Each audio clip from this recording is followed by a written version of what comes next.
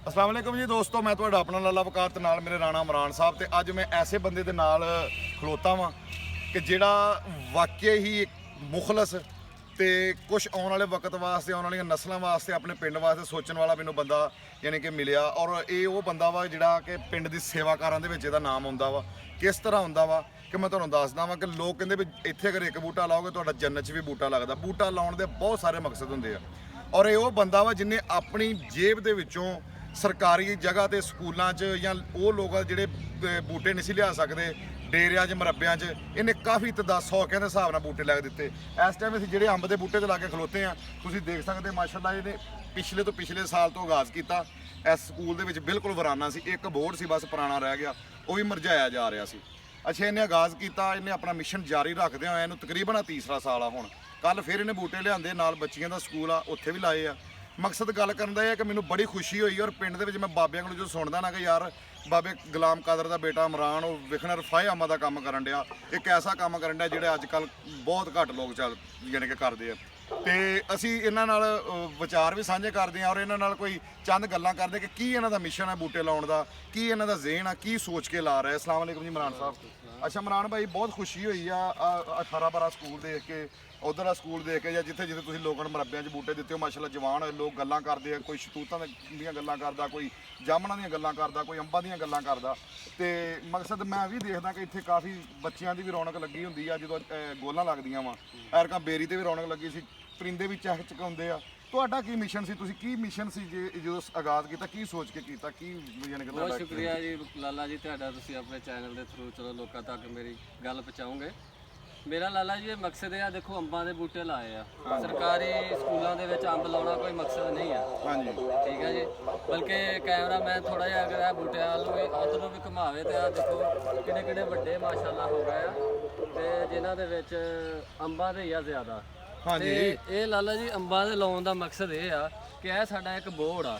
ਹਾਂਜੀ, ਇਸ ਬੋਰਡ ਦੇ ਤੁਸੀਂ ਛੋਟੇ ਛੋਟੇ ਹੁੰਦੇ ਸੀ, ਤੋਤੇ ਬਹੁਤ ਜ਼ਿਆਦਾ ਆਉਂਦੇ ਸੀ। ਬਹੁਤ ਤੋਤੇ ਸੀ ਜਦੋਂ ਵਾਕਿਆ ਛਾਵਾਂ ਹੋ ਤੋਤੇ, ਜਾਂਦੀਆਂ। ਹਾਂਜੀ ਤੋਤੇ ਇਸ ਲਈ ਆਉਂਦੇ ਸੀ ਕਿ ਅੰਬਾਂ ਦੇ ਬੂਟੇ ਸਾਡੇ ਅੰਬ ਬਹੁਤ ਸੀਗੇ ਇਸ ਪਿੰਡ ਦੇ ਵਿੱਚ। ਤੇ ਇਸੇ ਤਰ੍ਹਾਂ ਕੈਮਰਾਮੈਨ ਨੂੰ ਮੈਂ ਕਹਿ ਜਾਂਦਾ ਥੋੜਾ ਜਿਹਾ ਅੱਗੇ ਆ ਜਾਓ।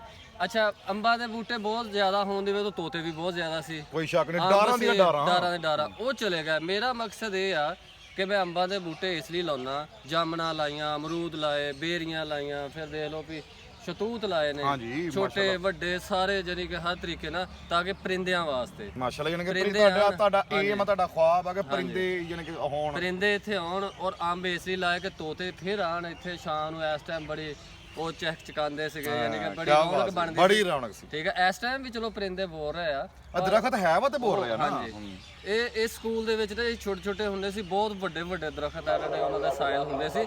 ਤੇ ਅੱਜ ਸਿਰਫ ਇੱਕ ਬੋਰਡ ਬਚਿਆ ਸੀ ਤੇ ਮੈਂ ਸੋਚਿਆ ਚਲੋ ਯਾਰ ਇਸ ਬਹਾਨੇ ਚਲੋ ਇੱਕ ਰੌਣਕ ਮੇਲਾ ਬਣ ਜਾਊਗਾ। ਨਾਲੇ ਮੇਰਾ ਸ਼ੌਕ ਸੀਗਾ ਚਲੋ ਪਰਿੰਦੇ ਵੀ ਖਾਣਗੇ ਤੇ ਨਾਲ ਚਲੋ ਇੱਕ ਖੂਬਸੂਰਤੀ ਵੀ ਬਣ ਜਾਏਗੀ ਇੱਥੇ ਸਾਰੀ। ਅੱਛਾ, ਤੁਸੀਂ ਇਹ ਦੱਸੋ ਕਿ ਇਹ ਜਿਹੜੇ ਬੂਟੇ ਤੁਸੀਂ ਲਾ ਰਹੇ ਹੋ ਇਹ ਤੁਸੀਂ ਸਰਕਾਰੀ ਜਗ੍ਹਾ ਤੇ ਲਾ ਰਹੇ ਹੋ ਕਿ ਤੁਹਾਨੂੰ ਤੇ ਇਹਦਾ ਕੋਈ ਫਾਇਦਾ ਨਹੀਂ? ਫਿਰ ਮੈਂ ਆਪਣੇ ਫਾਇਦੇ ਲਈ ਕਰਦਾ ਹੀ ਨਹੀਂ ਜੀ। ਮੈਂ ਤਾਂ ਸੋਚਦਾ ਵੀ ਚਲੋ ਯਾਰ ਮੈਂ ਇਹ ਵੀ ਨਹੀਂ ਕਹਿਣਾ ਕਿ ਕੋਈ ਕਹੇ ਕਿ ਮੈਂ ਲਾਏ ਆ, ਬਸ ਇੱਕ ਅੱਛਾ ਸਿਸਟਮ ਹੋ ਜਾਵੇ ਇਹਦੀ। ਦੇਖੋ ਨਾ ਜੀ, ਅਗਰ ਇਹ ਫਲ ਮੈਂ ਨਹੀਂ ਖਾ ਸਕਾਂਗਾ ਤੇ ਮੈਂ ਕਮ ਸੇ ਕਮ ਇਹਦੀ ਹਵਾ ਤੇ ਨਹੀਂ ਕੋਈ ਰੋਕ ਸਕਦਾ ਮੇਰੇ ਲਈ।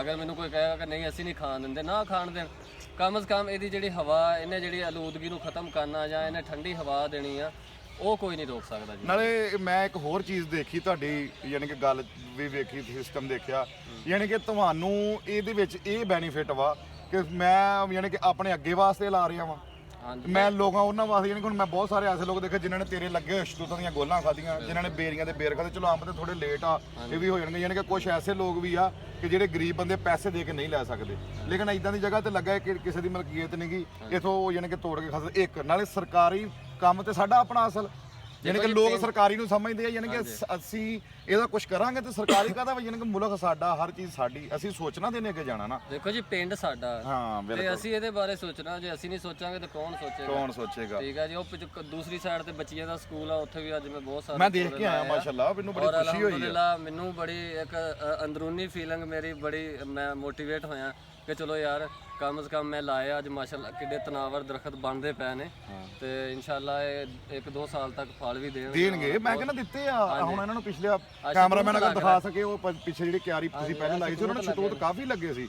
ਅੱਛਾ ਉਸ ਤੋਂ ਬਾਅਦ ਜਨਾਬ ਇਹ ਲੋਕ ਬਾਬੇ ਤੁਹਾਡੀਆਂ ਗੱਲਾਂ ਕਰਦੇ ਮੈਂ ਬੜਾ ਬੇਰੀਆਂ ਲੱਗਦੀਆਂ ਨੇ ਮਾਸ਼ਾਅੱਲਾ, ਬੇਰ ਵੀ ਲੱਗਦੇ ਨੇ, ਸ਼ਤੂਤ ਵੀ ਲੱਗਦੇ ਨੇ ਤੇ ਕੁਝ ਮੈਂ ਫਿਰ ਇੱਥੇ ਫਾਰਮੀ ਅੰਬ ਇਸ ਦਫਾ ਕਲਮੀ ਜਿਹਨਾਂ ਨੂੰ ਫਾਰਮੀ ਕਹਿੰਦੇ ਨੇ ਚੌਂਸਾ ਵਗੈਰਾ ਉਹ ਵੀ ਕੋਈ 10-12 ਬੂਟੇ ਲਾਏ ਨੇ ਕਿ ਚਲੋ ਯਾਰ ਨੈਕਸਟ ਵਾਸਤੇ ਜਰਾ ਜਲਦੀ ਫਲ ਦੇਣ ਲੱਗੇ। ਮਾਸ਼ਾਅੱਲਾ ਬਹੁਤ ਖੁਸ਼ੀ ਹੋਈ ਆ ਤੇਰੇ ਨਾਲ ਗੱਲਾਂ ਬਾਤਾਂ ਵੀ ਕਰਕੇ ਤੇ ਬਹੁਤ ਖੁਸ਼ੀ ਹੁੰਦੀ ਮੈਂ ਲੋਕਾਂ ਕੋਲੋਂ ਸੁਣ ਕੇ, ਯਾਨੀ ਕਿ ਲੋਕ ਅਕਸਰ ਹੀ ਆਪਣੇ ਵਾਸਤੇ ਹੀ ਕਰਦੇ, ਉਹ ਆਪਣੇ ਵੀ ਨਹੀਂ ਕਾਹਦਾ ਅਸਲ ਆਪਣੇ ਲਈ ਹੈ ਵਾ ਜਿਹੜਾ ਯਾਨੀ ਕਿ ਤੁਸੀਂ ਸੇਵਾ ਕੀਤੀ ਇਸ ਪਿੰਡ ਵਾਸਤੇ ਵੀ, ਇਸ ਆਉਣ ਵਾਲੀ ਨਸਲ ਵਾਸਤੇ, ਪਰਿੰਦਿਆਂ ਵਾਸਤੇ ਬਹੁਤ ਬੜੀ ਵੱਡੀ ਬੜਾ ਵੱਡਾ ਪਨ ਆ ਕਿ ਔਰ ਮਹਿੰਗੇ ਦੌਰ ਦੇ ਵਿੱਚ ਯਾਨੀ ਕਿ ਕਹ ਲਓ ਕਿ ਤੁਸੀਂ ਅੱਛੇ ਪੈਸੇ ਇੱਧਰ ਲਾ ਲਏ, ਲੋਕ ਤੇ ਆਪਣੇ ਕੰਮ ਤੇ ਲਾਉਣ ਲੱਗੇ ਸੋਚਦੇ ਆ ਤੇ ਬਹੁਤ ਖੁਸ਼ੀ ਹੋਈ ਤੁਹਾਡੇ ਨਾਲ ਮਿਲ ਕੇ ਤੇ ਸਾਡੀਆਂ ਦੁਆਵਾਂ ਵੀ ਤੁਹਾਡੇ ਨਾਲ ਆ। ਬਾਕੀ ਸਾਡੀ ਜਿਹੜੀ ਵੀ ਹੋਰ ਵੀ ਕੋਈ ਹੈਲਪ ਹੋਈ ਅਸੀਂ ਮਕਸਦ ਤੁਹਾਡੇ ਨਾਲ ਕਰਾਂਗੇ ਜਿੰਨੇ ਕੁ ਜੋਗੇ ਹੋਏ ਤੇ ਇਸ ਮਿਸ਼ਨ ਨੂੰ ਜਾਰੀ ਰੱਖੋ। ਅਸੀਂ ਤੁਹਾਡੇ ਨਾਲ ਆ ਬਰ ਕੇ ਗਰੁੱਪ ਬਣੂਗੇ ਇਨਸ਼ਾਅੱਲਾ ਤਾਲਾ।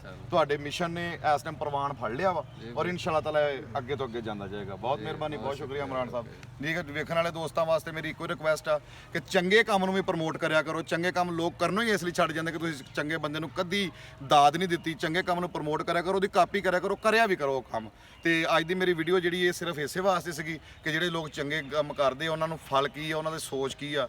ਤੇ ਮੇਰੇ ਦੋਸਤਾਂ ਨੂੰ ਮੇਰੇ ਵੱਲੋਂ ਰਿਕੁਐਸਟ ਜਿਹੜੇ ਵੇਖਣ ਵਾਲੇ ਨਵੇਂ ਕਿ ਮੇਰੇ ਚੈਨਲ ਨੂੰ ਜ਼ਰੂਰ ਸਬਸਕ੍ਰਾਈਬ ਕਰਿਓ, ਲਾਈਕ ਕਰਿਓ, ਕਮੈਂਟ ਸੈਕਸ਼ਨ ਦੇ ਵਿੱਚ ਦੱਸਿਓ ਕਿ ਇਹ ਕੰਮ ਕੈਸਾ ਲੱਗਾ ਤੁਹਾਨੂੰ। ਇਹਦੇ ਨਾਲ ਹੀ ਸਾਨੂੰ ਇਜਾਜ਼ਤ ਦਿਓ ਮੈਨੂੰ ਤੇ ਆਪਣੇ ਰਾਣਾ ਇਮਰਾਨ ਨੂੰ। ਅਸਲਾਮ ਅਲੈਕੁਮ।